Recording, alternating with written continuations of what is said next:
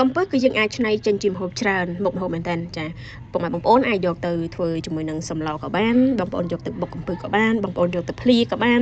បងប្អូនយកមកលីងដូចនាងខ្ញុំក៏បានដែរចាហើយរបៀបរបស់នាងខ្ញុំនេះគឺមិនមានអីពិបាកទេ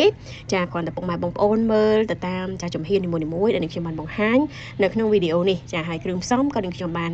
បង្ហាញជូនពុកម៉ែបងប្អូនដែរចាយើងអាចអនុវត្តតាមវិធីសាស្ត្របែបហ្នឹងទៅវាអាចនឹងយ៉ាងថាពេលខ្លះវាប្លែកមាត់ដែរពុកម៉ែបងប្អូនចាដូចនៅតំបន់នាងខ្ញុំឬក៏ខេត្តនាងខ្ញុំអីហ្នឹងវាអាចមានចំណូលចិត្តបែបផ្សេងហើយសម្រាប់ពុកម៉ែបងប្អូនអាចមានរបៀបនៅក្នុងការធ្វើហ្នឹងអាចនឹងបែបផ្សេងទៅទៀតចាហ្នឹងហើយអញ្ចឹងបើមិនជាយើងមានអ្វីដែលថ្មីយើងគួរតែចែករំលែកគ្នាទៅវិញទៅមកដើម្បី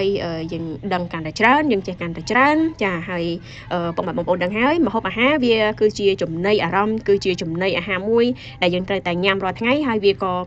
ជាសុភមង្គលមួយដែរបើមិនជាយើងចេះធ្វើវាបានល្អចាគ្រួសារគឺអត់មានពិបាកបែកទៅរកណាទេចាហើយក៏មិនពិបាកនៅក្នុងការទៅញ៉ាំអាហារនៅខាងក្រៅដែរអរគុណពុកម៉ែបងប្អូនដែលបានចំណាយពេលវេលាក្នុងការតាមដានកុំភ្លេច Subscribe ផងដែរអរគុណ